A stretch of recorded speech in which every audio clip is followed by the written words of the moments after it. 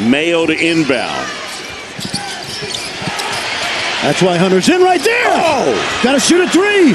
Wilson! Oh! Watch this. Now, Dickinson's in to be the outlet, but it's not a good pass. Wilson gathers himself. They don't want to foul him. And John, he came into the season, we said it, 30% behind the arc. Every single practice I've been to, this kid stays after and gets shots up, and that's why.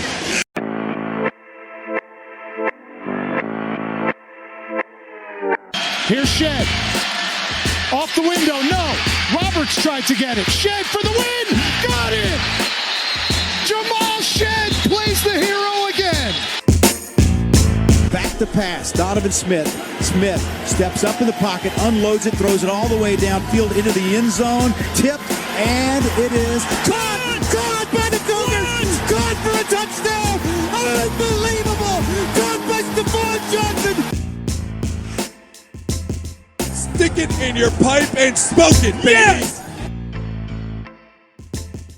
Welcome to the Scott Holm Podcast. Approximately 72 hours after a game that I think we all realized watching it live, Houston Cougar men's basketball's most recent game at Fog Allen Fieldhouse, a game that we would all watching be remembering for pretty much the rest of our lives. An absolute classic. Knowing that I'm a biased Cougar fan, I will still say, I would say the game up to this point of the college basketball regular season. Absurd finish, and happily we're all coming back here. And still, these days later, soaking in a 92-86 double overtime, as I've already said once, instant classic win by your Houston Cougars over the Kansas Jayhawks. There would have been no win at Fog Allen Fieldhouse that wouldn't have us coming back here very excited to talk about this team, and yet I feel like that was the best case scenario in terms of crazy basketball game that we're still coming out of feeling amazing about the Cougs, who not only gutted through this unbelievable win, but I think checked some boxes that they, for all the positive things we thought about them, hadn't checked this year. So that's really exciting. We had a sport that we're really excited about just started spring season, one that is about to, and a special guest to preview that season. Bobby, I have the most notes I've had in a while, so I will monologue no further. How you doing, pal? Dude, I am great. Coming off a week of vacation where I saw an absolute Cougar legend. Just hung out with Dane Roy for hours and hours. And by hung out with Dane Roy for hours and hours, I mean took a picture with Dane Roy for about 2 minutes. He said it was very cold in Florida, which it was. But he also told me the coldest he had ever been was probably a game versus Navy, because we usually played them late in the season, and DC can get pretty cold. So just a fun little fact there. I'll say it might have also been that game that was in the torrential downpour that we lost in 2016. Yep. As well, that co-host emeritus Dustin was blessed enough to be up. That's super cool. I meant to mention it in my intro that I definitely didn't flub 2 different times before the successful attempt. To mention that you saw him at the PGA show out in Orlando. It was your reason for missing last week and having Dustin ably step in to talk Cougs us. But we were thrilled to have you back. Yeah, and also just real quick, big shout out to Dustin. It felt like old times hearing you two go and talk Cougar sports while I sat at an airport waiting to fly back home to Dallas. So, yeah, felt like old times. You guys did a wonderful job. And obviously, I knew I wasn't going to be on the show. So getting Dustin in is the best thing. I wouldn't even say next best thing. That guy knows his Cougar sports really well. As it's almost like he's done 500-something podcasts. Yeah, 1 or 2. Over the years. Has a little bit of practice. Real quick, before we get to an incredibly jam-packed Houston Cougar week that was and will be, going to mention our Patreon, patreon.com/shpodcast. Get access to premium bonus podcasts, including almost 40 minutes of Bobby and myself, literally minutes after the game went final, talking about that great Kansas win. Put a little snippet of it on the free feed. You might have heard already. If that sounds good to you, if the idea of supporting what we do financially sounds good to you, please go to patreon.com/shpodcast. And if you want to hear us have a brief discussion on burritos, you can hear it on the premium feed as well. If you want to know which one of us is more of a Freebirds fan, which one of us is more of a Chipotle fan, you're going to have to give us $5 a month. If you want to give it to for a better reason than that, though, totally fine as well. Whatever your reason for the season is, we'd appreciate if you supported us one more time. Patreon.com/shpodcast. Bobby, if you will allow me, I'd like to start talking about Saturday's absolute classic of a college basketball game at Fog Allen Fieldhouse. I want to start kind of in the middle, or I guess technically near the end. We'll start the last 28 seconds of the first overtime period, if you'll allow me. Yeah, I am down to talk about the end of the first overtime period.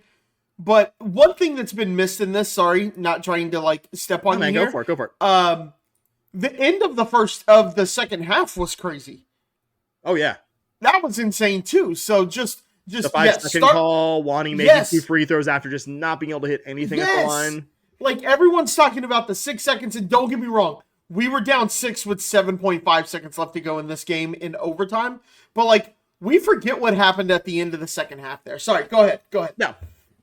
I'm glad you mentioned that because that does get overlooked because, again, you're not even here if Lonnie Roberts doesn't make a couple free throws after not having a great half of the line at a place that I'm sure, as much as athletes like to talk about the crowd around them doesn't matter as much for free throws as maybe us, the casuals, us, the fans, think it does.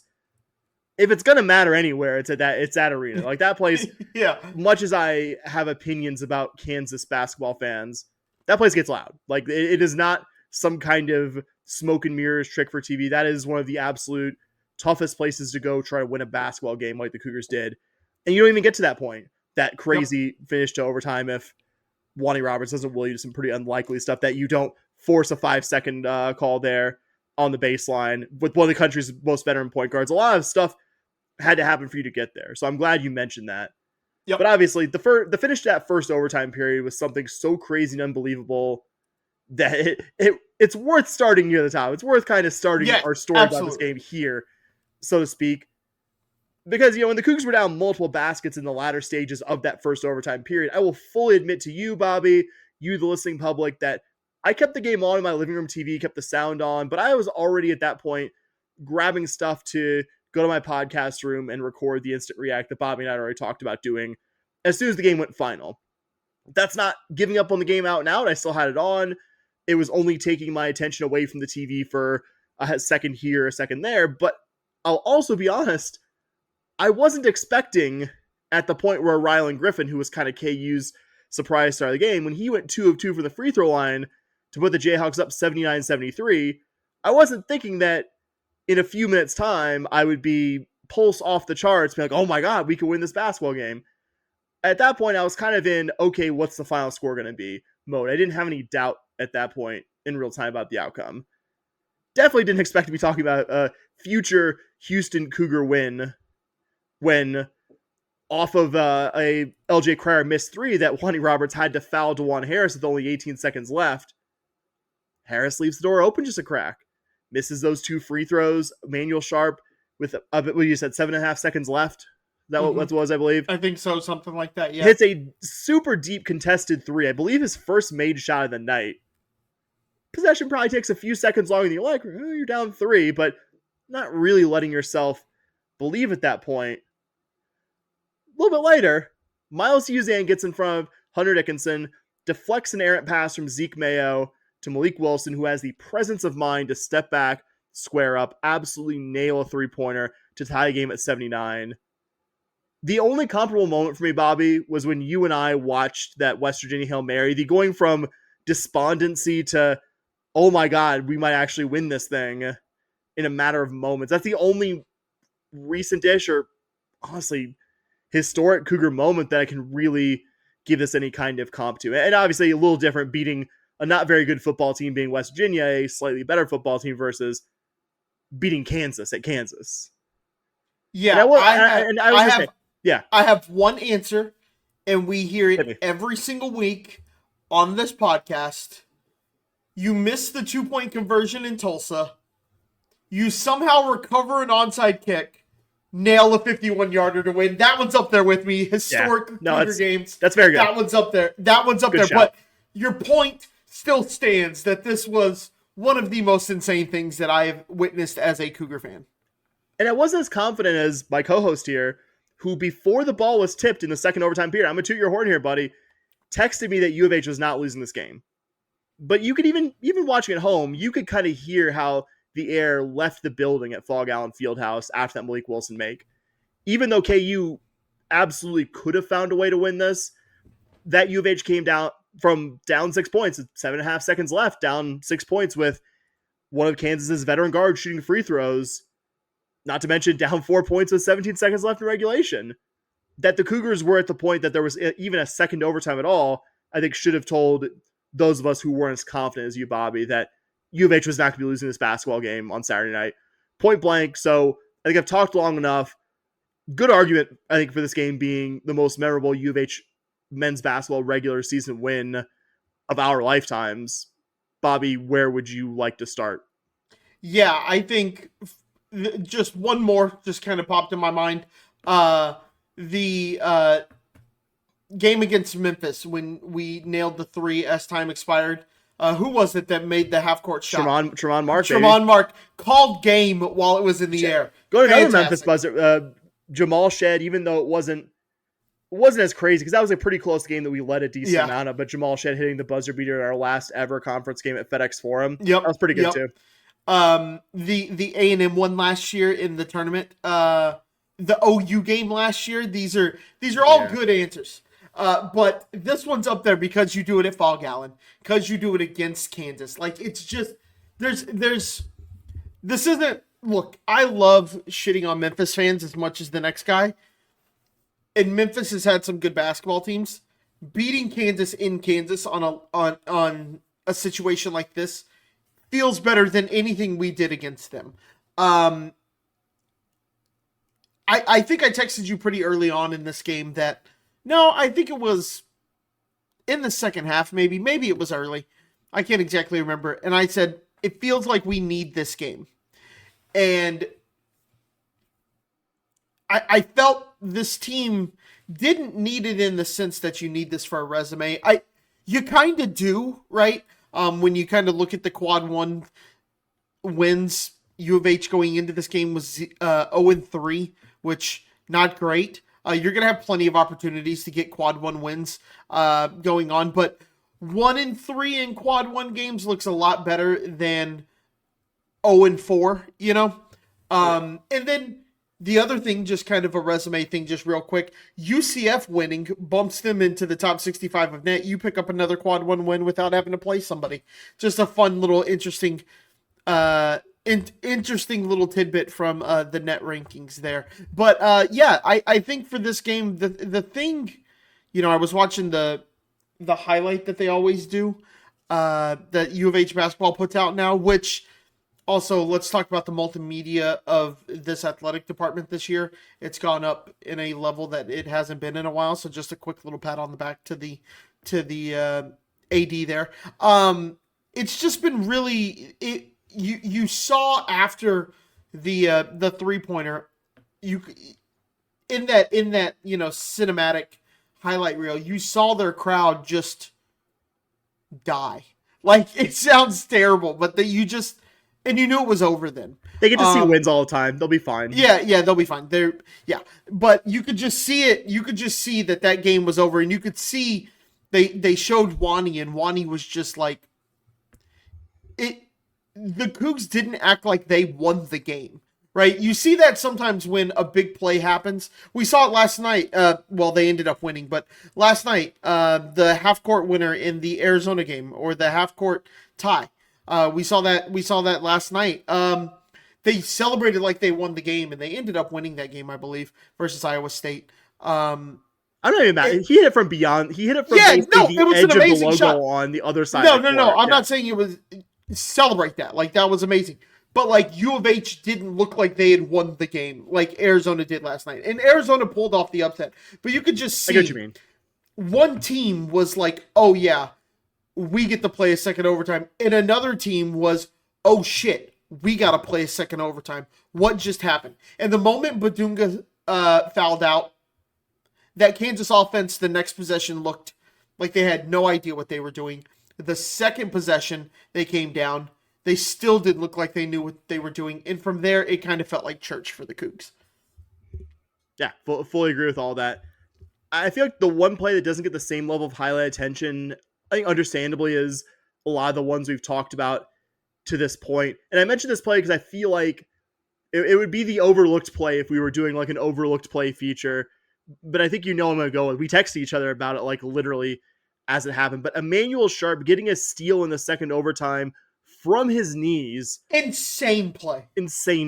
Right at the start of a Kansas possession where KU was down 5 and chasing the Cougar lead. It was about 2 minutes left, so starting to kind of run out of time to really make up that deficit. It's a play that won't make the season highlight reel in the same way that, understandably, Malik Wilson's 3 to tie it at the end of the first overtime, or even Sharp's ridiculous contested 3 to cut to 3 points before that, because that was an insane shot by him right there. Even Robert sinking the 2 free throws when you absolutely had to have them to send the game to overtime, because that play itself doesn't necessarily win the game.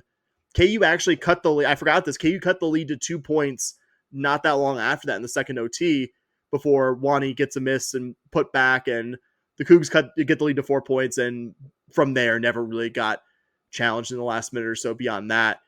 But I wanted to mention this play because it embodies, like almost no other play in this basketball game, the culture of Houston Cougar men's basketball. A guy like Sharp, who was in serious doubt to play this game prior to tip-off, and frankly, shot the ball like a guy who was playing at not close to 100% health for most of this game, that Emmanuel Sharp still found a way to positively affect winning for the Houston Cougars at a key moment, not just this play, but the ridiculous 3-point make at the end of the previous overtime period. You can't say enough about this program. You can't say enough about Malik Wilson's game, a performance that fully cements his place as a Cougar legend. I mean, that 3-point make's always going to be, the moment that gets replayed over and over again in UH history. But his performance on Saturday was still so much more than that one specific play. It wasn't just, he made this one shot and then gave you kind of 13 or whatever non-descriptive minutes out of it. If anything, you and I were texting each other like, why isn't Malik playing more? Malik was one of the absolute best players in the court every minute he was out there. The same way at UCF a couple weekends ago, you're only in striking distance of that one because of the incredible first half Javier Francis had. The only reason Kansas wasn't up like 14-15 at the half was how good Malik Wilson was in the first 20 minutes. Yeah, I said this probably 2-3 weeks ago now, maybe even a month ago. I don't know what happened during that 9-day break, but as somebody who was probably one of his biggest critics, Malik Wilson he just keeps serving me crow, and I have never been more happy to eat that bird in my life. He has become one of those guys that you can just really depend on now. That shot is just absolutely clutch, but he did more than that this game. You had 18 points in 23 minutes, 8 of 11 from the field, 6 rebounds, 1 turnover, 0 assists. You'd maybe like to see him get a few more assists, but I'm not going to knock a guy who went 18. It's a good game for Uzan there too, so it wasn't like it wasn't like Uzan wasn't out there a good amount of the game. Exactly. But 18 and 6, if you told me in December, early December, that Malik Wilson was going to be getting us 18 and 6, I would be like, what happened to other players on our offense? What is happening right now? And now the fact that he got 18, I'm like, yeah, that sounds pretty good. So I couldn't be more impressed with somebody than I am Malik Wilson. I don't know what happened over those 9 days, but I am for it. There were multiple times where I texted you and I was like, why is Sharp in this game? Like, he clearly doesn't look very healthy. And that's not a shot at Sharp. Like, he made that huge 3, but he was in a boot on the bench against Utah. Yeah, and they said he had a boot on the day before the game. And with the way Malik was playing, if I'm getting Malik and he's not doing anything and he's not being very effective, like, all right, put Sharp out there. I'd rather see Sharp at 85% or 80% than a ineffective Malik Wilson. But Malik was doing some stuff, right? So I really was more. I would have wanted to see more Malik Wilson in this game. Just imagine telling yourself a month ago that you'd be texting me completely serious, like, and I'm paraphrasing. I don't know your exact verbiage, but something to the effect of, "Hey, I think Sam's gonna be playing Malik Wilson more." That you'd be texting me that. It's crazy, but and I didn't disagree with you when you said I've always liked his defense and his toughness and the rebounding and what have you. But I think when I was watching the Auburn game in person with Dustin, there was at least a couple possessions where I was just like, oh, like I contested Malik too. Like that's not what we wanted this possession. Yeah. And I can't remember. It's been at least a month since the last time I've been watching a game and Malik did something offensively where I wasn't just like, oh, nice. Like, yeah, Malik really, because Javier was that UCF game. Javier was obviously the top performer there, but Malik was also another really positive guy off the bench in that game when you were trying to trying to keep your head above water against UCF when everything seemed to be going right there. That he's been in multiple road games. Not a coincidence. We've talked 2 different times now where Malik was a really clutch player for you. And it just tells you how high this team's ceiling is if you have Malik Wilson playing this well and all the other good basketball players. I think if you talk about the most important players from this game, even though more than 2 guys positively affected winning for the Cougars, I think your 1A is Malik Wilson, but 1B has to be Roberts, and not just for the 2 free throw makes. Because early on in this one, I would say within the first 10 minutes, that metaphor of keeping your head above water, he was the biggest reason why KU wasn't doing a repeat of what they did last year at this game at Fall Gallon and just getting such a lead early and getting the crowd into it and just never allowing you into this basketball game, that you were in even striking distance going into the final 10 minutes of the first half, even though you kind of pissed it away a little bit in the last 90 seconds, still was manageable at halftime at least, that you were even there in the first place. I think Roberts gets some credit there. Probably not his best effort between around that 10-minute mark of the first half and then the last 5 minutes of regulation, but buddy, he was so important for you down the stretch of this game. He was so clutch. Oh yeah. And early in the season we talked about we need to find the guy who can get us that bucket. It's become Wani. And usually when you think of that guy who can get you that bucket, it's a guard who can nail a 3 from deep. But we have some of those guys who can go out there and snipe it. But if you need a bucket, you need 2. Wani's your guy right now. If you're coming down and you got to score here, put the ball into 13 and let him go to work. He went up against a really good basketball player in Hunter Dickinson. Hunter Dickinson is going to get lots of votes for player of the year this year, if not straight up win it. And I got a thought on that. I don't disagree by with your assertion, but I got a thought on that here in a second once you're done. And, he didn't have an answer for Wani. You would think at some point Hunter Dickinson would go, hey, maybe I should cut him off from going left. He didn't do it one time. Wani was just absolutely taken. And he's got 6 inches on Wani. He's 7 inches on Wani. Probably 7, honestly, probably closer to 7 and 8. Yeah. And the way Wani is just able to shoot over guys bigger than him has been massive this year. There were a lot of things I enjoyed from this game. Don't know if there's anything other than like the Malik Wilson make that I enjoyed more than the way Roberts played down the stretch and also how Hunter Dickinson played down the stretch. Because if you only looked at the box score, Hunter Dickinson looks like he had a pretty good game. 17 points, 6-11 from the field, a perfect 5 of 5 from the free throw line, 8 boards, only 1 turnover for a guy who's asked to handle the ball a decent amount. Compare that to Roberts, has 24 points. That's very good. Not super efficient, though, at least looking at the box score. 10 of 21 from the field, only 4 of 9 from the charity stripe. And the box score isn't totally lying about the game that Hunter Dickinson had. He was impactful as KU got out to that early lead and kind of making U of A chase the game a bit early. But I mean, the clutch moments of this game, Dickinson is only present as a spectator. Dickinson is only present as someone who is completely unsuccessfully trying to keep Roberts from scoring over and over and over again in the low block. Bobby, this is so fantastic. I have not been more excited to share any of the little nuggets that I dug up about this game with you. If you go to like ESPN's play-by-play data, you go to the overtime tab and you do a little control F for Dickinson, you get the little red air and phrase not found. And at first I was like, I genuinely, I was like, wait, did I like Dickinson or something? Like, did I like mess up a letter? I'm like, no, that's right. I went to the first half tab. He appears like 14, 15 times. And I go back to OT. I type it again. This is not me doing a bit. Like, this is genuine. I'm like, God, he didn't literally do a single thing other than just, I guess, get exercise and wear a basketball uniform. Yeah, he existed. And he was totally invisible. Yeah. No impact absolutely. on this game whatsoever in the meaningful stretches of this game. And again, for his earlier struggles, Roberts at different points in this game, his struggles at the free throw line, his struggles maybe not being the most efficient scorer in the low post, you cannot say that J1 Roberts didn't have an enormous impact in U of H winning this game beyond just making those 2 free throws, but just schooled Hunter Dickinson, made Hunter Dickinson look like a freshman playing his first season.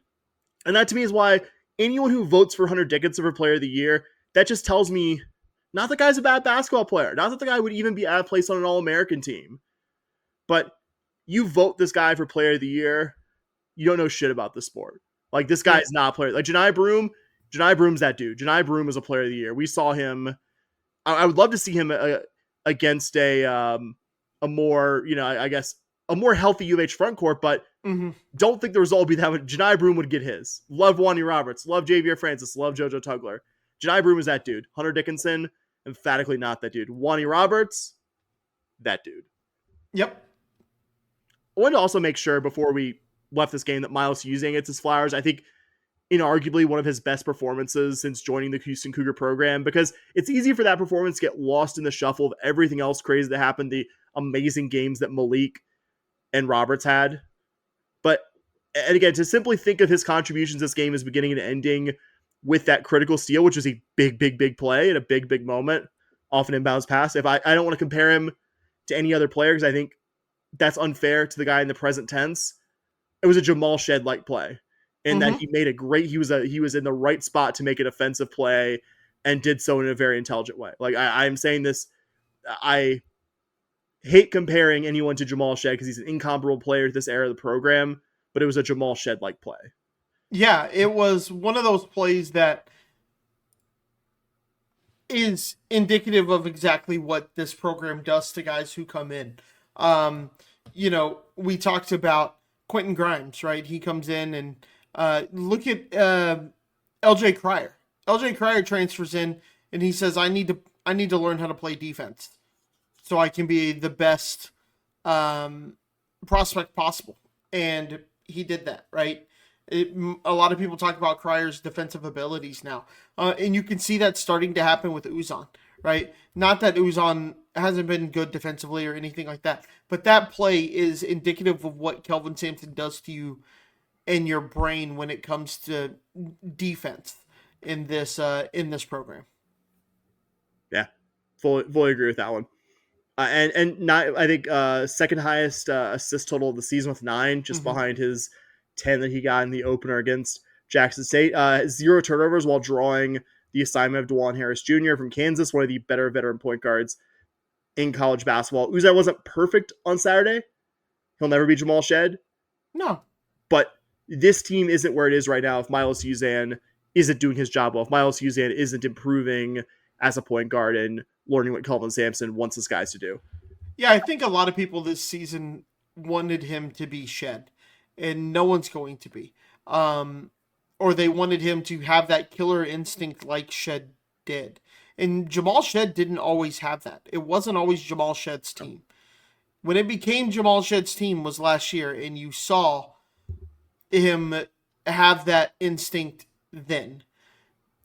Don't be surprised if you see this from Milos Uzan next year where he has that instinct, that killer instinct. But it's not his team. This is Wani Roberts' team. This is Emmanuel Sharp, LJ Cryer's team. This is not Milos Uzan's team. And this is where Jamal Shed was when he was at the same stage Milos Uzan was. One more big point, going to beat a dead horse even further, because I feel like you or I bring this topic up almost every time we talk about a Cougar winning Big 12 play. But this game was a situation where I think we could agree U of H at least wasn't getting a friendly whistle. Mm-hmm. The Cougs were still the team less affected by foul trouble in the critical junctures of this game. I mean, other than Uzan sitting later on in the first half with 2 fouls, I can't think of any other situation from this game where U of H was negatively affected by foul trouble, where a key guy was sitting because of the number of fouls he had. And I thought in 2 pretty concrete ways, the Cougs dealt with foul trouble and in a way that positively affected this outcome. JoJo Tugler and, you mentioned earlier, Flory Badunga fouling out. Mm-hmm. Yeah, you look at the total fouls and the Cougs were 22 to Kansas's 17. Where you saw the Cougs is the Cougs spread their fouls out, right? You had 4 on Wani, 4 on Uzan, 4 on Cryer, 3 on Malik, right? It almost feels like we were a little bit more efficient with our fouls, as weird as that sounds. You spread them out over a greater number of people, even though you have more. A 5-point spread, a 5-foul spread feels like a lot in a game. And I didn't go back through and really count in all the games when we had that much of a difference. But you kind of expect that at Fog Allen. That's why their record at Fog Allen is what it is, even though they're only up 1 at home versus UCF right now. So I really don't lose. I'm not like necessarily rooting for Kansas per se, but I hope they don't lose that. I've got to open another tab too. Yeah. Just a real note here, just while we're talking. But you see why Fog Allen is so hard to play in, and part of that is they just get the whistles. That's kind of the thing when you play them. It's the same when you go to UNC. It's the same when you go to Duke. It's the same when you go, at some point U of H will start getting those whistles. And to be honest, this year it feels like we kind of are, because we've always been a team that gets in foul trouble. And this year we're avoiding it better than we ever have. I think in years past, a lot of those fouls are maybe a little ticky-tack against us, but they're not calling the ticky-tacks on us anymore. So that's kind of an interesting little thing there as well. I think it's also just all the guys back not named Jamal Shea. The volume of really good veteran players that you have, the skill to be able to defend at the level and play as physical as Kelvin Sampson asks and not foul. I think that's a big part of it too. And JoJo Tugler, who I mentioned a second ago, really has been your only starter rotation guy who's had problems with foul trouble in Big 12 play consistently. Ends up in this one playing a season-high 35 minutes, 9.7 boards, and 5 blocked shots, but was hugely important on some key plays. That 5-second DeJuan Harris call near the end of regulation that we've mentioned a couple times now gave U of H the ball back down 2. No guy was more responsible for that than JoJo Tugler. No, because he was guarding that inbound pass with his freakishly long wingspan. And that's back-to-back. Yeah. That's back-to-back game, or not back-to-back games. No, you had that one, and then the game before when he got the tip, or that was UCF. I skipped the Utah game because everyone did.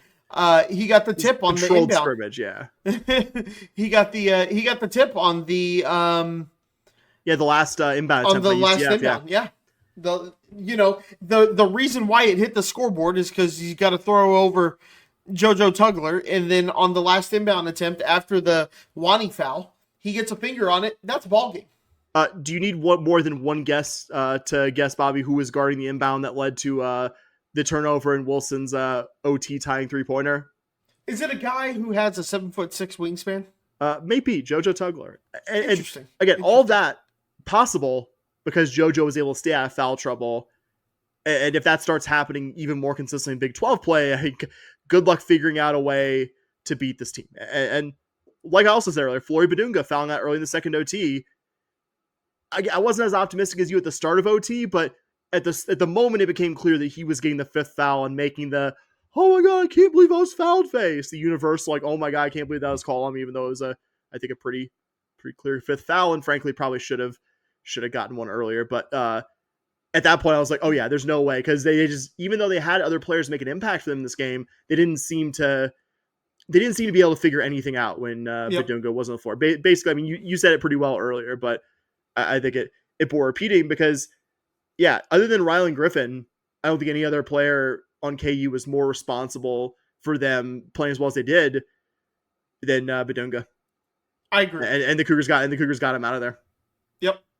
Last thing for you, Bobby, before we retire this game to the land of positive memories, the two of us, and I'm sure everyone listening to some degree is aware of the fact that Kansas very rarely loses at Fog Allen Fieldhouses, but at Fog Allen Fieldhouse, don't know why I pluralized that there, Bobby. There's 2 fogs. There's 2 fogs. Fear the fogs, that's what they say. But obviously, some numbers to back up just how crazy it was that U of H pulls this off, if you'll allow me, before we retire this game, Bobby. Yes, sir. This was only Kansas's 20th loss at home since the start of the 2003-2004 season. That's an average of less than 1 per season. Since 2018, prior to Saturday's game going final, KU had an 80-1 record when leading games at halftime at home. By my math, I believe that's 80-2 now. And of course, got to mention the 0.4% win probability during the first overtime. I'm still in disbelief almost 72 hours later. The best kind of disbelief, but I'm still in disbelief, Bobby. Yeah, that was incredible. It was amazing. If you're a Cougar fan, there's nothing better than beating Kansas in Kansas on a way you shouldn't have beat them. Let's be honest here. Those are the best kinds of wins, though. Yes, you shouldn't have this win. One of the things that kind of has made me laugh about it is how much the script is flipped on Houston from a national standpoint. A lot of people have been saying, like, oh, you got to check it. Like, you win this game and we suddenly went from Jerry Palm's from a 5 seed to a 2 seed. I think he had us today. Like, you just, the script flips when this happens, and it's a script that shouldn't have flipped, but it did, right? I was listening to Eye on College Basketball. That's a basketball podcast you and I listen to, and they're just like, Kansas is now like in the dreads, like all this stuff, and you're like, they were literally 6 seconds away from winning this game and having being a top 10 really good win. Yeah. Just it's crazy, So good stuff there. So anything's gonna feel like a letdown after this one, but a big road game tomorrow night, Wednesday, at Morgantown against the West Virginia Mountaineers. The Cougs' first trip to Morgantown, the men's basketball program, since joining the Big 12. Don't have a ton new to say at West Virginia since we saw them fairly recently. Hasn't been a great 3 games to them since they faced U of H last at the Fertitta Center, which is going to sound crazy because 2 Saturdays ago, they beat the conference's highest ranked team, Iowa State, in Morgantown. But also since then, they lost to Arizona State at home, who's not a bad team, but almost certainly not a team who would be in the NCAA field if the season ended today. And even more bafflingly, lost to a not at all good K-State team, 73-60 on Saturday in Manhattan, a game that, believe it or not, was less competitive than that 13-point final margin would lead you to believe. In a weird way, I almost wish we were facing West Virginia off of a hot streak than West Virginia being humbled, but still probably having a loud and full building in Morgantown to try and go for the upset. Does that make sense at all? Yeah, I get what you're throwing down there. I think for me, I wrote down, this is just kind of a weird matchup here. You just played them and they played you tough, even though the score didn't necessarily indicate it. It felt like that game, they played you tough. They've played a lot of teams tough this year. Any team that can beat Iowa State in their at home can beat us at home. Oh yeah. I think if this game again is played in Houston, we won by 16. Yes. But crazy things can happen in Morgantown. I think everyone has said that. Obviously you're going to have to continue to contain Small. The other guy who played well against us was Hansberry, and Wani kind of matched him. With Wani matching him, are you going to get that same performance out of Wani? Are you going to get that same performance out of Hansberry? That's going to kind of be the thing to watch, I believe, in this game. I want to make it clear before anything that I say that I think West Virginia, like you said, is a team that absolutely can beat U of H. They're tough defensively. If they're good enough to beat Iowa State in Morgantown, they're certainly good enough to beat us in Morgantown. I'll just say what doesn't stress me about the Mountaineers. They're not a good shooting team, although I think they're barely inside the top 200 nationally in 2-point and 3-point field goal percentage, though the last time these teams faced off in Houston, West Virginia shot the ball pretty well, but so did the Cougs. Can West Virginia 2 times in a row this season, Bobby, defy those shooting numbers? It's possible. Teams play well at home against highly ranked opponents. Would that be the first or even second time that West Virginia has beaten a very good team this year? Again, but can they do it twice? They're a great free throw shooting team, but one of the worst in the conference at actually getting to the line. Yep. Yeah, Small has been good at it individually at times, but the Cougars did a great job in the last match. I think the best thing they did against Javon Small was keep him from ever really racking up the fouls against your guards and getting a lot of free trips to the line where he's very good at shooting it. And they haven't been good at preventing opponents from grabbing offensive rebounds or getting those second chances themselves. Wasn't really something that applicable to the last game because they didn't miss many shots and we didn't. So there weren't really many opportunities for such a situation to arise. But is that exact script going to happen again? I just don't think it's especially likely. And that's not me necessarily saying, oh, it's not likely because there's no way U of H gives up a good shooting performance again. It's just, I feel like one of these teams is going to hold the other to not shooting very well from the field. I feel like we're not going to get a repeat of the exact same thing we saw in Houston twice. And the last thing is that I think one of the keys to beating this Houston team and really stressing them out is do what Bama did successfully, do what UCF did almost successfully, really stress this team by playing the game at a faster tempo. Not what West Virginia does. They play it about as slow as the Cougars do on the balance of the season. Yeah, it's like you said, it's how you do against Javon Small, who torched the Cougs early in the game the last time these two teams met, but didn't impact it when West Virginia had a chance to maybe pull ahead and take control of this game. And can Amani Hansberry do what he did a couple weeks ago earlier this season? Because he was very good in that game, and he was very good in the Iowa State game. He had 12 points and 6 boards in that one in Morgantown, but he's been terrible their last two games. And so Amani Hansberry's shooting is gone. So the Mountaineers luck in winning basketball games. I'm comfortable saying if Hansberry does kind of a repeat of what he's done the last two games, goes like 1 for 6, 2 of 8 or whatever from the field, West Virginia's going to have a very hard time winning. But if he plays like he did in those previous U of H and Iowa State games, it's going to be a very scary one for us Cougar fans. Yep, I agree. And on Saturday at the Fertitta Center, we have the Blue Out game against the Texas Tech Red Raiders. We finally got to see during the halftime of the Utah game the reveal of the blue uniforms. Only Bobby can see it, but he can attest to it. I am wearing my Houston blue polo shirt, my Houston blue rope hat. I am all blued out for this game, Bobby. You excited to see the Cougs wear those Houston Cop Car blue unis?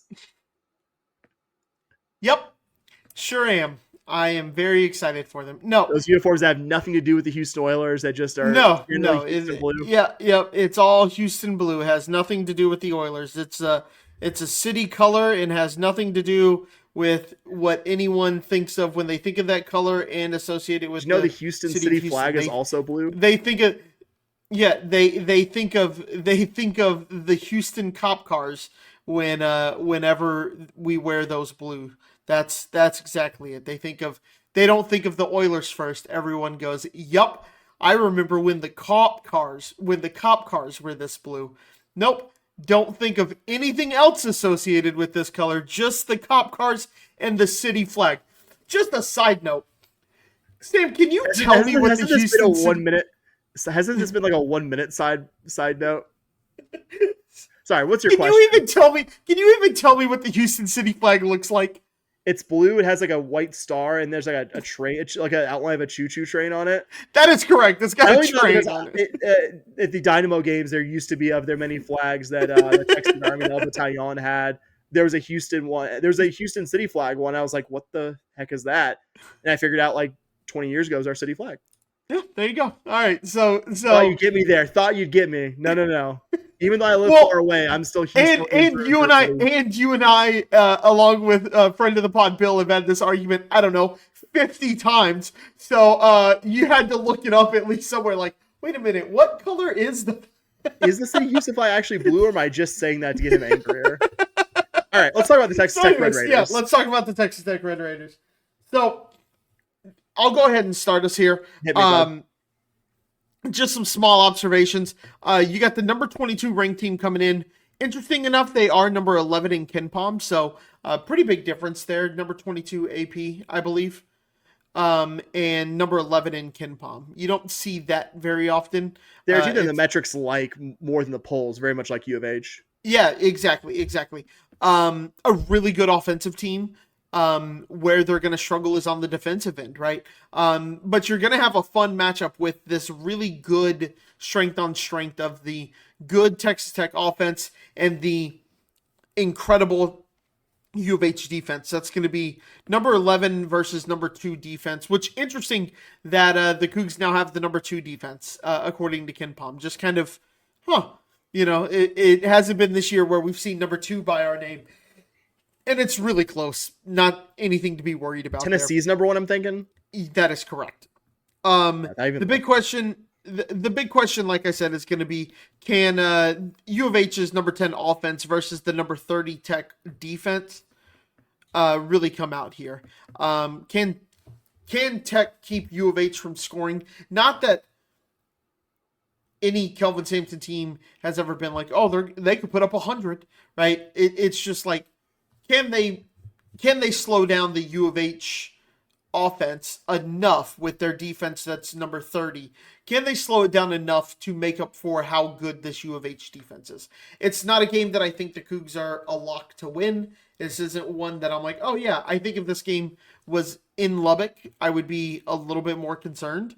But it's in Houston. You're going to have the crowd pumped up because of the Houston blue uniforms. People are going to be excited. They're going to be excited to see them. I know that sounds like kind of a weird thing to say, but I certainly believe that's something that people were hyped for the reveal, man. Yeah. So, it's going to be a loud crowd. Anytime you get to play a home game on a Saturday, the crowds are usually pretty good for those conference games. So, Fertitta should be pumped and should be loud and should help create that home court advantage. So, like I said, I think if this game's in Texas Tech, I am a lot more worried, and I might even pick Texas Tech here. But with this being at Fertitta, I'm hoping, you win at a comfortable margin. I'm not saying double digits or something like that, but I would really like to see this as one of those games where you're leading by 5 the whole way, and you increase it to 7, they cut it down to 5, they get a little bit of momentum, then you go down and score, get it back to 7, and then it's 5, and that's the kind of game that I'm hoping for out of this. All respect to your previous opponents, but by a pretty good margin, the best team that you've seen at Fertitta Center this year. Certainly one of the best offenses you're going to see in the regular season as a whole, point blank. Like there's not much they don't do well, or don't do at least very well offensively. One of the best 3-point shooting teams in the country. One of the few teams out there that can say they are on the Cougs level in terms of grabbing offensive boards, good at shooting free. There's literally the only weak points offensively that they have is they're just good, not very good or elite at protecting the ball, which obviously U of H is going to force a lot of turnovers. And they don't get to the free throw line a ton. They're very good at making the ones they get once they get there, but and that's something we always want to highlight because U of H is always going to play physical. And I've said it dozens of times in this podcast.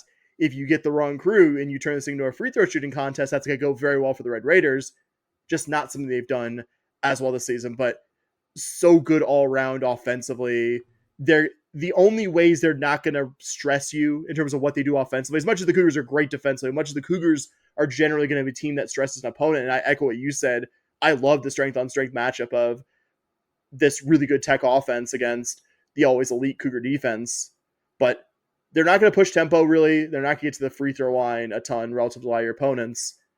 Can you not do those things and beat the Cougs at the Fertitta Center? Because that game in Lubbock, I agree. I think that is no worse than your second toughest remaining game this regular season on the road in Lubbock. There's some tough ones in between, but I don't think Baylor at Baylor's is tough. I don't think West Virginia at West Virginia's is tough. I'm not saying to how winnable each game is or whatever, but Tech is really good at the United Spirit Arena, or whatever it's calling itself. I think I got the name of it right.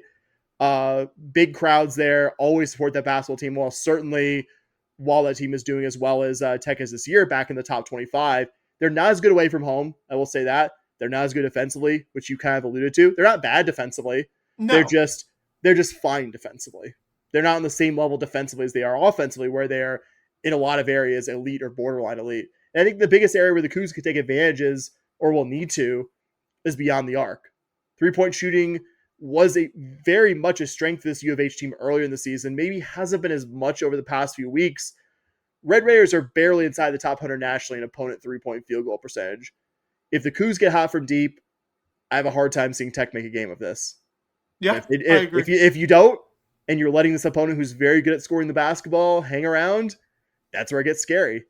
I just to kind of not to beat a dead horse here, but if you get the early performance that you got out of your guards in the Kansas game and the UCF game, this game could get ugly, and it could get ugly quick. Yeah, you need to put the ball in the basket against this opponent. I just wanted to mention also what makes them, I think, scary is they aren't a one-man team, kind of like the West Virginia team we just talked about a minute ago. That is not Texas Tech. JT Toppin at power forward's a matchup problem. One of the better offensive and defensive rebounders in all of college basketball. Darian Williams and Chance McMillan are also super efficient scorers, guys who can hurt you in different ways. Bottom line here, very good opponent who certainly has an NCAA at-large resume, maybe looking for a signature resume cornerstone kind of win. And I don't think I'm flattering ourselves in saying that U of H would be that kind of win at home. U of H, a team that rarely loses at home, would be that kind of win. Tech's going to be hungry for that.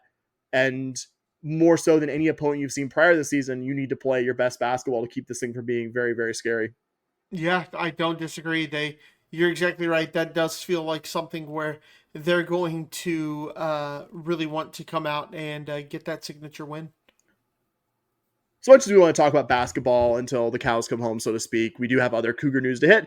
Got to mention, anytime there's a head coaching change that gets to near the top of the pile, though certainly wasn't going to usurp the men's basketball week that was and will be in the news cycle. Last Thursday, now former Cougar soccer head coach Jaime Frias resigned from his position, in U of H's words from the official release, quote, to pursue another opportunity.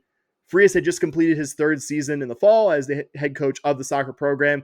We found out about 10 to 15 minutes, Bobby, before the news broke from a source who told us, hey, someone who rarely tells us stuff but is always right when they do, hey, this is going to happen. And it was described to us as relating to the fact that Frias lost his top assistant, Floyd Benatar, who is now with Baylor, and also related to the fact that Frias would be going into the 2025 fall season in the final year of a contract. Probably figured correctly that he would have had a really difficult time earning an extension and keeping his job. That the only reason that U of H was letting him keep his job is because they're too broke, in their opinion, to fire anyone.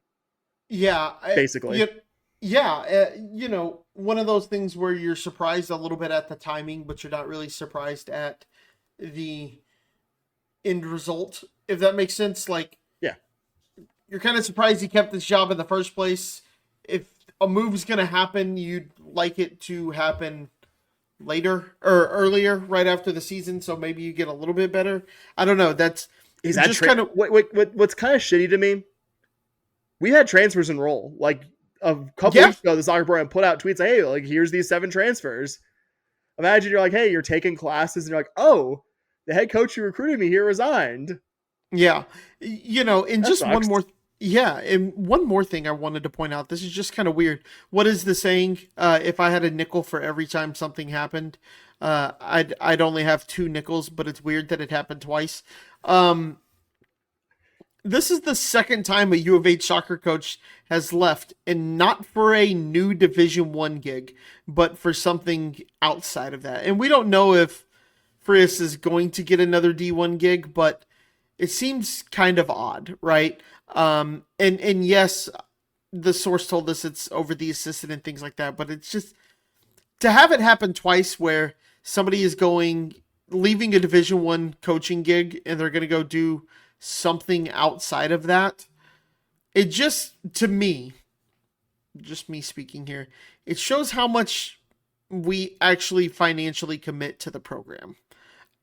If I can't remember which coach it was that left initially, but like she left in Susan, you're talking about yes. Susan Bush left to go be head coach at the Kincaid School. Yeah, it's like was that 16 years ago? Yeah, probably somewhere in there. Man, it's like time flies. It's like, yeah, Susan Bush didn't do a great job, right? But she left to go coach high school. Like, how much? And she might have been getting let go at some point eventually, but like, that's not a good look for your program, right? Like, if we could be honest, like, it's not great. It's not great. Not the best. I was trying to see what Susan Bush is up to these days. She's currently coaching in the WPSL, which is like the amateur level directly below the NWSL. All right, Austin, there you go. Austin has a team or something like that. I was gonna say, I thought you were actually alluding to 4-ish years ago, a little under 4 years ago at this point, Diego Bocanegra, actually be about 3 years and some change ago, leaving. He's actually stayed. I'll give him credit. He has stayed retired. Like his intention at the time was just, I'm retiring from coaching, and he has since then. He moved back to California, and he still works peripherally, like in sports, but he's not in coaching. So I'll give him credit. Like he didn't say, "Oh, I want to retire," then a year later go be like an assistant somewhere. Like he seems to have retired from coaching. If I had to guess, purely guess, no inside info here, Jaime Frias will be an assistant on NCAA tournament level team somewhere. Which is what he was before this and seemed to be pretty good at it. I won't rewrite history, by the way. When Frias was announced in early 2022, a little under 3 years ago, we talked about Diego Bocanegra stepping down. The hire really seemed to check every box. He was coming off being an assistant at Virginia, a consistently very good women's soccer program. Before that, had extensive experience coaching the U.S. women's national team youth setup, had been a smaller college head coach at SFA in Nevada, Reno, where he did well by both those program standards.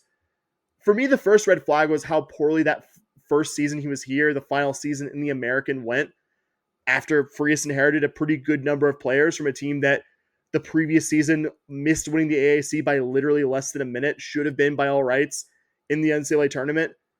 And the team ended up only winning 2 conference games, and one of those was the season finale against a really bad Temple team. Failed to even qualify for the conference tournament, coming off the best season in program history. But I think the biggest red flag was this most recent season. Your roster was basically 100% players recruited by Frias and his assistants, and ended up being by far his worst season in charge. Just a short list of the lowlights, if you'll allow me, Bobby. Opening at home by losing to Sam Houston for the first time in program history. Opening Big 12 play by losing 5-0 to UCF's worst team in ages. Like, UCF's had a lot of really good teams. There's a reason why we've only beaten them like once ever. They've mostly been very, very good. They were not this year and treated us like a non-Division I team. And for the Big 12 slate as a whole, going 1-10, and in those 11 matches, only scoring 4 goals.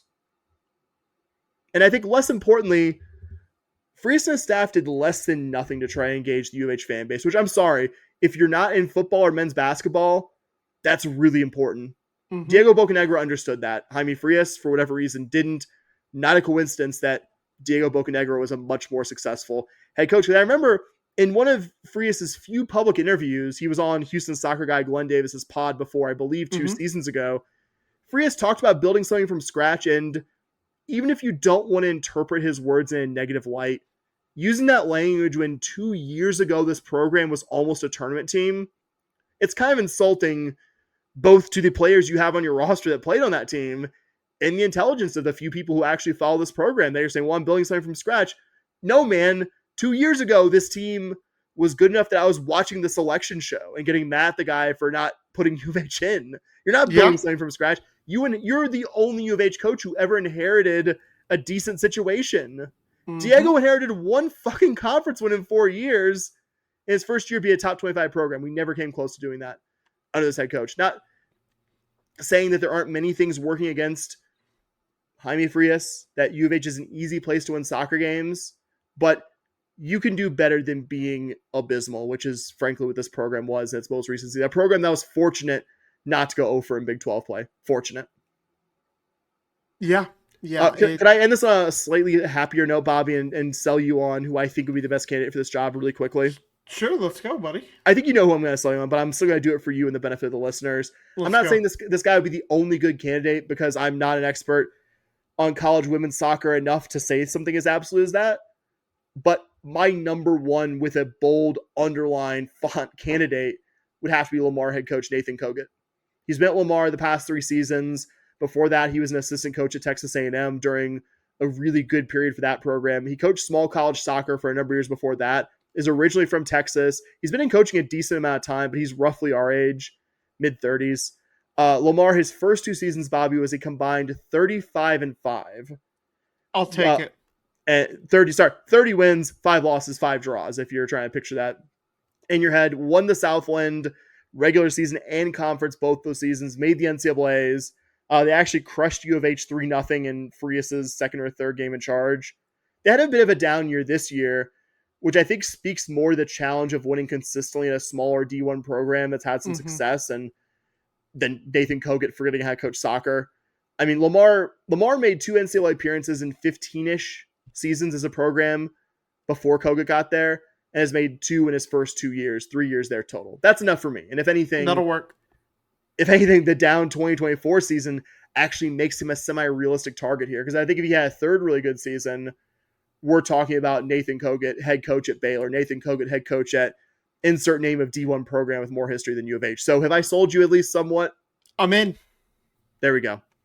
So we'll check back and see whenever this program does hire a coach. It doesn't have to be Nathan Kogut, but certainly wouldn't be mad about that. And getting to the spring sports, Bobby, we have a Cougar sport kicking off its spring season this week. Did compete a little bit in the fall. That means for the first time in the 2025 calendar year, we've arrived at Cougar Golf Corner.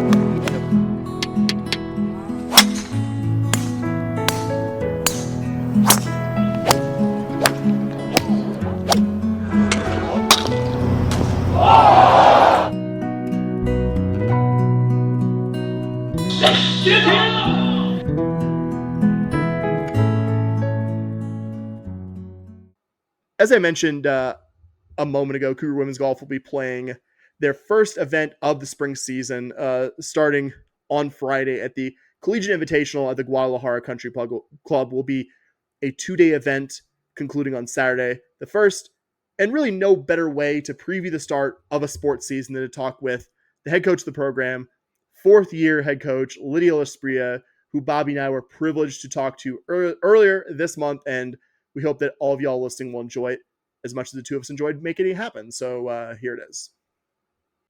Well, we want to welcome to the podcast for the first time the head coach for your number 25 ranked Houston Cougar women's golf team, Coach Lasprilla. Welcome, Coach. Thank you. Thanks for having me. So we're just going to start with some basic questions here. You've been at U of H since, I want to say, 2018 after a playing career at Florida State. For those that don't know you, can you give us a little bit of who you are? What were some of your favorite wins that you had as a player? Things like that. Yeah.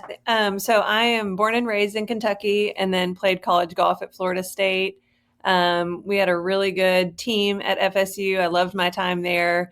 We were actually ranked number 1 in the country my senior year. So it was really cool to be a part of something that continually improved every year. I had some great coaches and great teammates. I come from a family of coaches. My dad, my uncle, grandpa were all baseball coaches.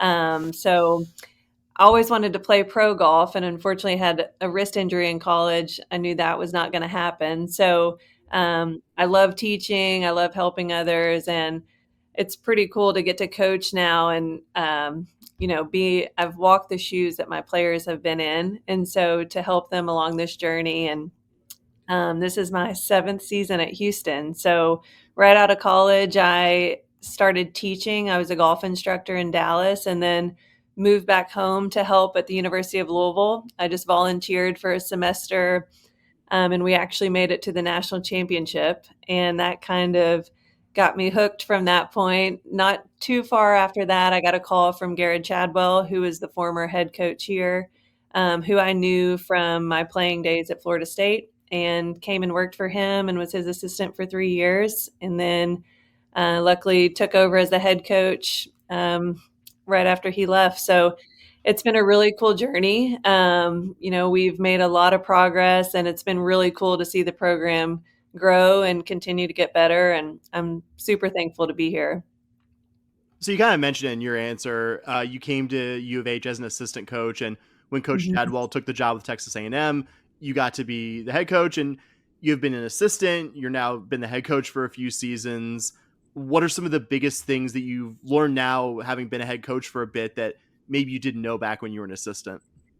Yeah, I mean, it's definitely different. I think the assistant role and the head coach are very different. It comes with a whole lot more responsibility, and I definitely don't sleep near as much or as good as I did as the assistant coach. Your brain is just always on, and I always feel like I'm always thinking about the team and how we can be better, want to make sure everyone's okay. And it's just kind of never ending, but I think that's a good thing too. I feel like we can always improve in some areas. So we're just always working towards that. And And just, I love it. I wouldn't change it for the world.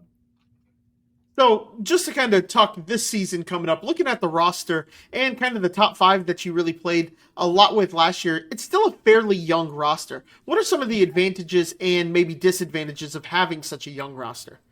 Yeah, I think it's a really good thing. So when we took over, myself and Coach Daniel Park is our associate head coach. And when we took over here, I guess 3 years ago, whenever that was, the first freshman class that we brought in, so that 22 class, ended up being the number 2 ranked freshman class in the country at the end of the year. So they really laid a strong foundation for kind of our expectations and who we're looking for as players and as people. And we've just continued to build on that. So now those 3 girls are juniors. Those 3 were very, they played really strong roles in our fall. And that's one reason we had such a good fall, because they were really, all 3 were firing. And then we brought in a really strong freshman class after them. And then this year, another strong freshman class. So, I think it's a good thing to be young. And I think we also have some strong seniors at home too, that, everyone's pushing everyone. So from top to bottom, I think we're really competitive, and that only helps us. But I like the fact that, we're continuing to build on what we started with in that 22 class, and they're a good one for sure. Your team has made back-to-back regionals. Last year, you just missed advancing to the NCAA championships. Mm-hmm. Coming off of those 2 appearances, what do you believe is needed to play a few more rounds in Carlsbad, get to the NCAA championships? Yeah, that's definitely the goal. And, U of H women's golf is fairly new, and maybe 10, 11 years old as a program. So that's something that's yet to be done, and that's something that we are going to do. I think this past year, missing it by 1 stroke was maybe a blessing in disguise, because I really believe that the girls saw, wow, we can do it. We're not that far away. And this fall, we've played some great golf. We only lost to 4 teams the entire fall. And beat several top 5, top 10 teams. So I think the more experience that we've gained over the last couple of years, and the more that they can see, okay, we're right there and we can beat any team in the country. I think that's given them some confidence to know, when regionals comes around, we do belong, and we do belong at the national championship. So I'm really excited for them to get that opportunity again, and hopefully leave with a little different feeling, because that was rough, losing by 1. Yeah, it was rough for me, Sam, and our co-host emeritus, Dustin. We were texting about it. We were like, "Oh man, holy moly, we might make it!" And then it just coming up a little short. So we're with you on that. So one of the things I did notice in the fall season was a much more balanced scoring from the team, rather than a crazy low tournament for one player and kind of riding that. It really seemed like everyone was scoring well. Was that something you and Coach Park really wanted to focus on this year, or was that just something that just kind of happened? Yeah, I think it's both. I think we've worked really hard for that. And I think, like what we spoke about earlier, the experience has helped with that, just the more and more reps and more tournaments. But one thing we noticed last year, a lot of times we'd start really good and end really good, but that middle round would get us. So we've implemented, the girls don't love it, but I think they're seeing the gains from it. We've implemented a lot more cardio in their workouts. Corey Houston is our strength and conditioning coach, and he's incredible. But I think that stuff has really helped, and paying attention to what they're eating on the golf course. And, I think that's played a big part. So we haven't seen quite as much of a up and down. It's just been a lot more steady. For Cougar fans who haven't followed women's golf but are listening to this podcast and want to follow the team a bit more going forward, I think it's going to be a really exciting spring season, Bobby. I definitely agree on that one. What should they be looking out for when they visit Spike Mark to see how the Cougs are doing during a tournament, just trying to generally follow along? Yeah, I think before every tournament starts, I myself and Jeff Conrad, we're always sending out the link. So whether it's through Facebook or social media, just popping in and seeing how we're doing goes a long way. But they're a special group of girls. They have the highest, or have had the highest GPA every semester, it seems like, in the athletic department. They work super hard. we represent 7 different countries on our team. So they're just a pretty amazing group, and anyone who takes the time to come watch them play or get to know them a little bit can see that. So we host a big tournament in the end of February 24th and 25th, out here at our home course, Golf Club of Houston. I think 16 teams, and 6 of them are ranked in the top 28, including us. So it's some great competition. And if anyone, in the city needs something to do, come out and cheer on the Cougs. It's actually really funny. That is a perfect segue into our next, into the next question. I was also gonna say, I will confess, don't be like me. I live 5 minutes from the Vegas tournament y'all played at last year, and let work be an excuse why I shouldn't go. And Bobby's told me multiple times he's gone out to tournaments and had great time. So don't be like me. Actually, get out there and watch this awesome team. Sorry, Bobby. Yes. Yeah, and I actually got food poisoning at the UNT one last year. I left the tournament after watching like 3 groups come by, and I had to like pull off the freeway. So I was like, I gotta go home. So it was bad. But your tournament, you're hosting the tournament. Just curious, what extra stresses does hosting the tournament kind of cause? That's a great question. I actually just got off the phone with Chevron, who's our title sponsor, which they're a blessing for us. But it is a lot of work. We set the course. We, get all the volunteers, the rules officials, mark the course. There's a lot that goes into it, but it's worth it, I think, to get to play at home and, have people come out and support the girls. It really means a lot. And I think for our own players, it's just nice to sleep in your own bed and play a course that you're very familiar with. I think it can come with a little bit of extra pressure. You always want to play good at home, especially we only get one chance all year to play at home. So it's pretty unique. But I think our goal this year is it's just another tournament and treat it like another tournament, and hope we play well. So we'll see what happens. All right, well, this is the part where Sam kind of takes a side here. I know enough about golf to kind of get me in a little bit of trouble, and I got to ask a few golf nerd questions. That's going to be for a very niche group of our listeners. But strokes gained is now regarded as the best way to kind of evaluate a player's golf game. And for those listening who don't know, kind of equated to WAR in baseball, wins against replacement. My question is, how often are you checking strokes gained for your players? Is it after every round in a tournament? Are you doing more post-round analysis like a football or basketball team watches film? And then do you build any kind of like practice plans individually for each player based off that? We do. So we use a database called GameForge for all our stats.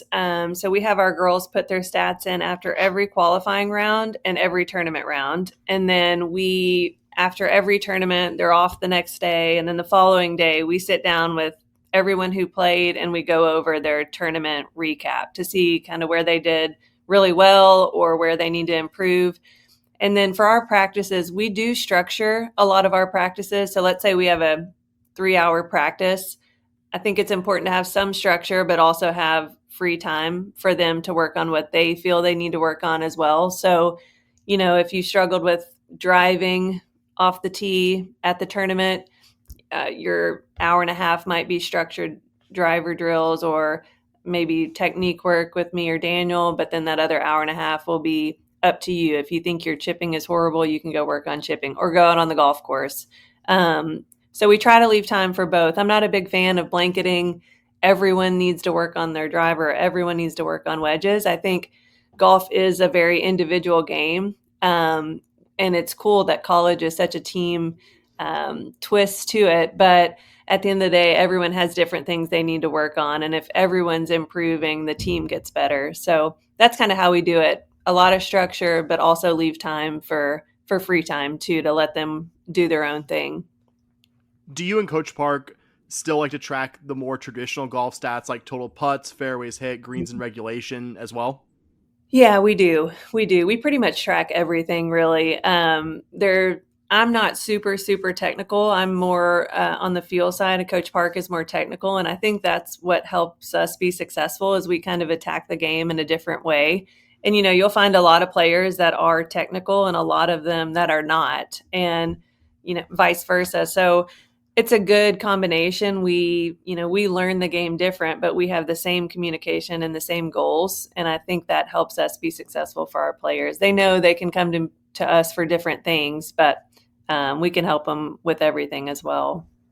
All right, final golf nerd question here. Something I've always kind of been curious. How do like club fittings and equipment for players work? Is there a company that sponsors the team? Do you have like a team trip to Carlsbad or Scottsdale if you're with Ping or something like that? Does the rep come to the practice facility? Like, how does that kind of work? Yeah, so we have actually done those trips to Ping out in Arizona when we play in Phoenix. But our team is kind of all over the place. We have some players that are Titleist, a lot of players that are Callaway, and a couple players that are Ping. So what we do is we have good relationships with all of those fitters, and they come in once a semester or once a year. And anyone who's playing Titleist will get a fitting. We don't do clubs every year, but if needed, we do. But wedges, you can imagine they tear up wedges pretty quickly. They all play Titleist balls, so that's pretty standard across the board. But as far as clubs, we just want them in the best equipment for them, the best technology. If that means something new every year, then we do it. If that means they stay with what they're currently using, that works too. But we've got great relationships with those fitters, and it works out good for the girls. Yeah, I was always just curious how that kind of worked for golf programs. So I think that's all the questions. Sam, do you got any more? No, I was gonna add that was kind of my feel as well. My background's more in tennis, but I know it's like, okay, like I figured it would be like to the player. Like if you're more comfortable with X equipment, you'd use that. Yeah, absolutely. Whatever is best for them, we try to make it work. So, and Coach, before we go, can we just get the date for that tournament that you are hosting at the Golf Club of Houston? Yep. So February 24th and 25th. So Monday, Tuesday. Monday is 36 holes. So even if you are working, we'll be playing till dark. So if you can get out there, come cheer on the Cougs. Lots of good golf will be played. So we hope we see a lot of Cougar fans out there. All right. Well, thank you so much for your time. We really appreciate you. Thank you, guys. We appreciate y'all too. Go Cougs. Well, just want to say thank you to Coach Lasprilla one more time. Great talking to her. It was really fun. You couldn't see the video, but when I told her I was doing the golf nerd questions, you kind of saw her smirk a little bit, like, all right, let's hear what you got here. So once again, guy's got opinion about Spike Mark, which has gotten better. Side note. We'll just end it there. No, so after that, I just kind of wanted to preview the season and kind of the lineup a little bit. If you will give me a few minutes here, Sam. So preseason, as I alluded to, number 25 in the Spike Mark rankings, which are like the official rankings, right? It's the one everybody uses now. There is no like, net rating, that kind of stuff. It's pretty much Spike Mark. Ranked preseason number 25. Just kind of going through it, kind of previewing the conference. So how golf works is you go play in tournaments. They look at your strength of your schedule, the strength of the tournament, and they rate your. So if you go to a tournament where it's, a bunch of top 10 teams, if there's 11 teams and there's 10 top 10 teams, not that would ever happen, right? That's going to do you a lot, and you finish 9th in that tournament. That's going to do a lot more for your ranking than going and winning a tournament where it's all 200 ranked teams. So it's just they have a whole weighting system behind it. So you don't exactly play like conference matches, right? It's not like tennis where you have matches against individuals. You play 3 rounds of golf, and what happens at the tournaments is kind of what happens, and then they kind of power rank you there. But you do have your conference tournament at the end of the season. It's a lot like track in that sense, where you swimming too, I would say, yeah, you'll see them in different tournaments, but at the end of the day, they don't, there's no conference record until you play the conference championship. So it does still benefit you to check out what they're doing in conference, what your conference mates are like. Preseason, this conference is absolutely crazy in terms of parity. Like I said, the Cougs are ranked 25th. Somehow that is good for 6th best in the conference. We have a good men's basketball conference. it's still pretty crazy to be the 6th best team in your conference and still be a top 25 team. But when you kind of look at it, you have the favorites in Arizona and Arizona State at number 7 and 8, right? And then you jump down to number 21. You have Oklahoma State. You have TCU at number 23. And you have Kansas at number 24. And then at 25, you have U of H. You played TCU in the fall. You saw... you lost to them by 1 stroke, right? Anything can really happen there. So it's really good to put yourself up against those teams, and you're going to see a lot of interesting things when you play those teams in different tournaments. So hopefully you finish higher than that at conference, with the parity being what it is. Anyone could take 3rd, anyone could take 4th, things like that. And then looking at the roster, your top 3 seems to be pretty locked in. So in a tournament, you get 4 players, and you take typically you play 5 players, and then your 4 best scores is how it's scored. Your top 3 seem to be pretty locked in. You have 2 juniors in Natalie St. Germain and Moa Savinisgold. And then you have sophomore Malin Kim. The 4th spot is where it's going to get a little interesting, because in the fall, you really saw the emergence of freshman Annika Ishiyama. She had some really good performances. But then you have 3rd-year junior Alexa Saldana. She played really well last year. She's ranked number 183 in the individual rankings. Ishiyama's ranked number 145.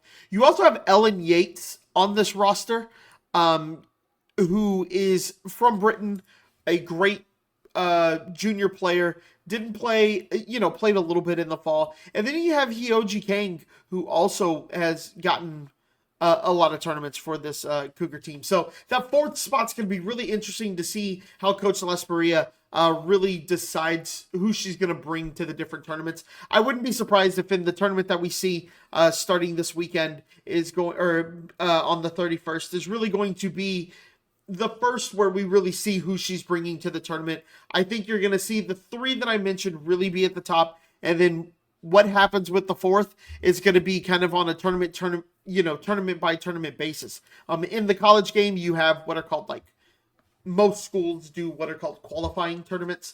So the week before a tournament, what happens is you go out and you play a competitive round, and the top 4 or 5 get the travel. They're the ones that make the team. So, and like I said, you're probably going to see the top 3 make the cut in all those tournaments, and then whoever's playing well is going to be the 4th. And that's a really good problem to have as a coach. I was going to say, I feel really good about the tournament 5 that this team kind of seemed to solidify around during the fall season. The athletes you mentioned, Ishiyama, St. Germain, Savinsky, Kim, and Saldana. And what's really exciting is those athletes are, in order that I mentioned them, a freshman, junior, sophomore, and junior. You wouldn't call that a young group, because 3 of those athletes are now, I think, entering their 3rd season as being tournament regulars for you. But undeniably, I mean, you're coming off the best fall in program history. All 5 of those players are projected to return for next season, and Lasprilla has been really convincing recruiting, really consistently getting good players come in the program, whether that's a freshman or in transfer as well. Like, there's always at least one athlete that was in the program a year ago who's pushing your regular tournament 5, which I think is really exciting. Like, that's been something that Chadwell did really well as well, and that Lasprilla certainly continues when she took over. Yeah, we actually talked about that in the interview with her, of how this team just seems to just stay young, right? It's very rare that you see 2 of your best, arguably your 2 best players. I don't even know if it's arguably, and Savinisgold and St. Germain being juniors. And it's all really, really exciting about the future of this program. I remember when they came in, you were kind of like, oh, look, they've done pretty well in terms of recruiting, and now it just keeps getting better and better and better. You don't want to, as your primary focus, think about any season beyond the current one, when the current one, by all accounts for this program, looks like Cougar Women's Golf's going to be really good. It's just an excitement multiplier, if you will, that this team is going to be very good in the present, and then it very good chance you'll be running back this group of top players and have a head coach, an assistant coach in Daniel Park as well, who Coach Lasprilla mentioned in the interview, who have proven they can recruit and develop difference maker athletes. This program has had some really great athletes come through in its short history. Leonie Harm and Karen Fredgard, I think, are the two biggest examples from our earlier years covering this program. And it's not a knock on the athletes from those years, but those teams were very much Harm and Fredgard teams. I wanted to use this example. In Fredgard's last full season at U of H, which was the 2020-21 season, she was about 2.7 strokes better per round on average than the next closest teammate. And right now in the current year's team, nobody has an average round score as low as Fredgard, which is fine. She was an All-American level athlete. She was very, very good. But all 5 of the Cougar golfers who were your regular tournament 5 this fall have significantly better averages than any of Fredgard's teammates did on that 21 team. I think it points back to what you and I have said, what we talked about with Coach in our interview. This is an incredibly deep and consistent team, and consistency is hard in any sport that we talk about in this podcast, but I don't think I'm speaking out of turn in saying that it is especially hard in golf. And we saw it last season that, that to be as consistent as this team was during the fall and to close out some of those rounds. And I think if this team can do that, it's going to be a really good team.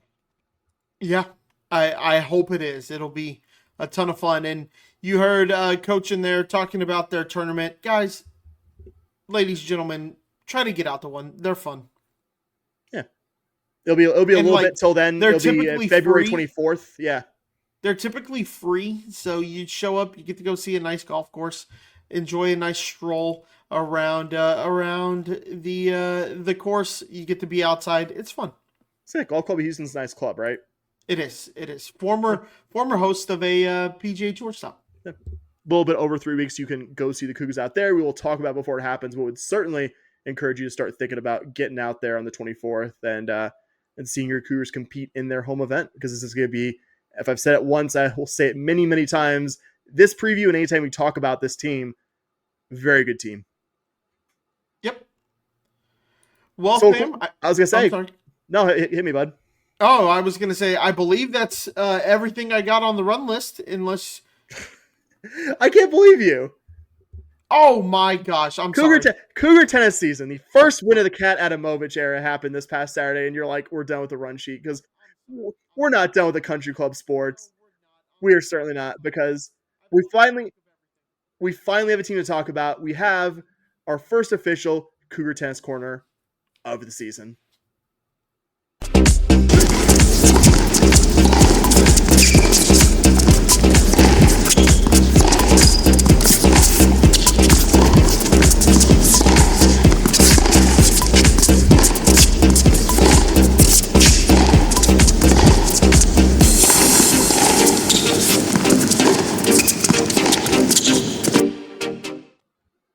So this was a 4-0 win by the Cougs over the UT Arlington Mavericks. Had to wait a bit for this one. He had the arrival of winter weather causing the cancellation of the previously scheduled opener against UNT. And even this match was affected by weather. It looked like, from watching from afar, a cool, drizzly day in Houston. The match itself actually had a short weather delay during the singles portion, but very, very excited to talk about that dominant 4-0 win by your Cougars over UTA. The first of what I expect will be many wins during the Kat Adamovic era of Houston Cougar Tennis. You might hear the name UT Arlington and think, okay, but it's UT Arlington. How impressive or notable is it to beat UT Arlington in a sport? That UTA program had won the previous 4 head-to-heads against the Cougars. I remember talking about with you and Dustin last season, UTA beating us 4-1 at home. The last time the Cougars had beaten the Mavericks was March of 2006. And maybe the most important piece of context to all of it, you're able to get this win without even needing to play your top player, the current number 79 singles player in the country, Santa Strombaha. Kat also talked after the Cougars took the double point about experimenting with some of the player pairings, pretty standard stuff for an early season non-conference matchup. And I think the fact that you're like, hey, we're still kind of figuring things out. We're still doing some early season stuff. We're resting a player who we don't think needs to play in this match against an opponent that you could not, for the life of you, under the previous 2 head coaches, beat. Like, that's really impressive. That is why That's why I'm so excited to talk about this win, Bobby. Even though I think you're going to play mostly better teams this season, it was a good start to was a good start to this era of Cougar tennis. Yeah, it's always exciting to get a win, especially when we didn't get as many of those last year. To come out and win. You're 50% of the way to your 24 win total, by the way. Exactly. So to see the engagement from Coach Adamovic and to see everything that we were kind of excited about going into the season happening once again against UTA, a lame guy like me would go, a casual follower goes, yeah, I mean, okay, but then you kind of dig in deeper, and this is actually a really nice win for this program. So, quick primer. We'll keep this brief, but college tennis is basically a best of 7 points. So the first team to 4 points wins, but as often happens in non-conference matchups, the teams will cease playing once a team has gotten to 4 points and has mathematically clinched the victory. The way those points are earned is twofold. Every match starts out with 3 different doubles matches playing that go for exactly 1 set. Once one of the teams has won at least 2 of the 3 doubles matches, that team is awarded 1 point. The remaining 6 points are awarded from 6 singles matches, best of 3 sets, played between the athletes of the 2 teams. Whenever an athlete wins their singles match, their team gets another point, and the singles matches are played until everyone's either finished. This is generally how conference matches go. They'll play it out even if one team's mathematically won, or in non-conference, this case, a team has clinched the win with 4 points. Is that a good, quick explanation, Bobby? Yeah, it feels like it. We'll add, before I talk a little bit about how it came to be, UH did have one advantage in this match. UTA only had 5 healthy athletes for this dual match, meaning they forfeited one of the doubles matches and one of the singles matches, which meant UH only needed to win 2 singles matches and split one of the 2 doubles matches to get to that magic number of 4, though I think the Cougs did a little bit better than that bare minimum. For the doubles round, I mainly watched Valeria Kroatina and Eva Sepa's match against Raynova and Ivanovskaya. I think I got that right. I am superstitious. I actually initially was watching the other doubles match with Sophie Skoten and Gabrielle Cortez. They had a tough start, and I was like, well, let me switch over to the other feed, see if that helps. We'll note this was actually Valeria and Eva's first time playing together as a doubles pairing in a spring match, even though they were both teammates at Grand Canyon last season. They did not play any spring doubles events together. A similar situation for Sophie and Gabrielle, who were teammates at U of H last year, but only played twice last spring, not very much, as doubles pairing. And that wasn't apparent when I watched either of them. Both groups had good on-court chemistry. Both athletes were very, even you couldn't tell body language wise when Gabrielle and Sophie weren't doing well early. Like, Gabrielle was very much hyping up Sophie. They didn't look like a pairing that weren't doing very well, which, again, I think that held especially well later when they kind of got back in it and ended up tying their set before Valeria and Eva won theirs, getting the one of the 2 doubles matches and getting the Cougars the doubles point. I thought it was really impressive. Valeria and Eva, their first time playing together a spring match, finished off a pretty dominant 6-2 win over UTA's top doubles pairing. For the singles first set, I mainly watched Liza Morosova on court 3 because she's a really intriguing player. She mostly missed the various fall events the Cougars played in, but I caught some of her only match of the fall when I was at the Rice Invitational on the final day when I was in Houston, and she really dominated one of Tech's better players in that one. And I say this in the most complimentary way possible. She plays a very out loud physical style of tennis. Mm-hmm. One of the first games, she was down 40 love, which, if you don't know tennis very well, that is the most you can trail in a game. Came back to win it and just absolutely let the beast out after she hit a winner to take the game. Trust me, even for a low-level racket sport amateur like yours truly, there's nothing, Bobby, that gets you hyped like coming back down from 40-0. Like, I can imagine. You could be a great Division I player or myself. Not any of those things or even close, and you can still feel it. Like, Lisa's very much rocking up my list of favorite Cougar athletes. If you love fierce competitors, you will love Liza Morosova. I also caught the end of Sophie Skoten's first set win as well. She plays a much more understated game, but you could see why she was a part of one of the few things that went right for Cougar tennis last year when she was a part of a national top 100 doubles pairing. Plays a much more calm and controlled game, just like Hedda Newtonen, who I watched a decent amount of her second set against one of UTA's better singles players, Ana Paula Jimenez. And she did a really good job in that one. Her singles match ended up not finishing because Valeria and Sophie won theirs. That got the Cougars 4 points, but I think she would have finished off Jimenez, and that would have been a really impressive win. Hedda has the kind of stereotypically extremely calm You follow Formula One, Bobby. The Finnish drivers very calm. Like you don't see anything get below surface. That's very much Hedda. But I remember when she was playing for her flight championship against an opponent from Mississippi State at Rice. You can see the Mississippi State player, an American. She was just like every bad shot. Again, as a much worse player, I get that. Like, are you kidding me to yourself after a bad shot? And just like you could not tell whether Hedda was having a great run or had lost a couple games in a row. And that can be really valuable to go out there and just have just really, really calm, not someone who lets the good or the bad really affect you. And I thought that was really impressive. I caught the end of Valeria winning her second set as well.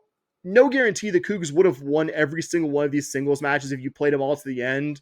But my entirely vibes-based take is that I don't think the Cougs would have lost more than one of those if you had just decided to play them all out to either the end of the second set or the third sets if necessary. The Cougars were playing very well in this one. And for an opponent that in previous years this program has been able to beat, I think tells you that this, if nothing else, is better than most of the recent teams that we've followed from this program. Yeah, it was a good win for the Cougs there. So a couple games from the week to come, weather once again affecting the tennis slate to be. The Cougs were scheduled to play UNT tomorrow. Will now be playing UNT Friday on campus at 10 a.m., a second rescheduling of the opponent you were supposed to play a couple weekends ago.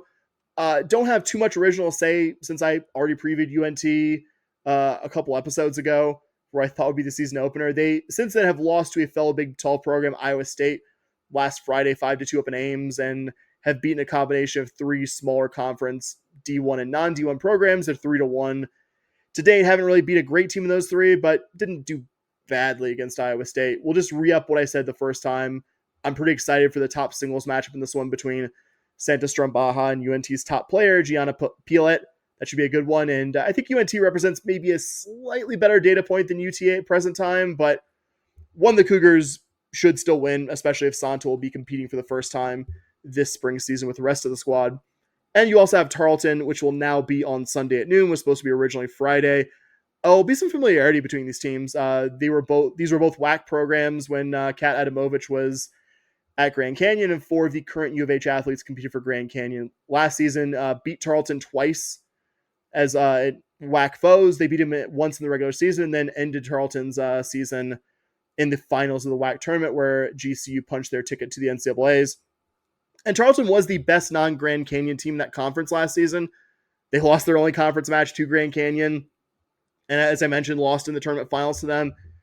And they do return a previous WAC player of the year, previous freshman of the year, Emma Person, will be competing against Santa Strombaja, I'm sure, in the top singles court. We'll just note Person did lose her opening match against the one D1 opponent Tarleton has seen this year against New Mexico State. We'll also note one more Tarleton athlete, senior Maritha Berger, who was part of Tarleton's top doubles pairing last season and will be, I'm sure, playing court one doubles with Person against the Cougs. So, as I mentioned a moment ago, Tarleton's only played one D1 opponent. They beat New Mexico State 4-3 last Thursday and have defeated a couple other non-D1 opponents since then. Like I said with UNT, like I said with UTA, respectable opponent, but one the Cougs should beat. And frankly, it'll be a statement if U of H can shut them out the way they did North Texas. Yeah, just another opportunity for the Cougs to go 2-0. I think they got a good chance at it, and starting the season 3-0 would be really, really nice. Sure would. All right, Bobby. That's all we got this week. We're almost 100 minutes. Take us home, pal.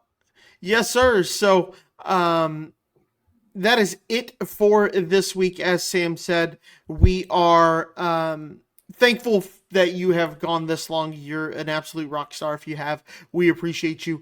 Just a couple of things. If you want to reach out to us, you can find us on social media at podcast.bsky.social on Blue Sky. If you are on Twitter, you can still reach out to us there. We check it occasionally, and we will definitely respond to you there as well. You can find us at SH Podcast there. If you have written off your social media for the year and you want to reach out to us via email, it is shpodcast@gmail.com. We do check that. We do respond to it. And if you are able to and willing to, and you want to throw a couple of bucks our way, $5 gets you all of our premium content from Sam. He's doing instant-ish reacts for every basketball game. It's usually within 24 hours, so you're getting some really great content from Sam there. I jump on occasionally, as I did with Kansas. $5 a month, that's what it will cost you minimum. If you want to give us more, we will gladly take it. Everything that you pay to Patreon pretty much goes to us paying for this podcast. We don't make a ton of money off of it. Sam and I both have regular full-time jobs. We do this for fun more than we do the money. So anything helps us with our hosting and new equipment when we need it. So yeah, that's the Patreon. You also get some really great content there as well. So Sam, what do we always say, buddy? Go Cougs. All right. Go Cougs! Let's go!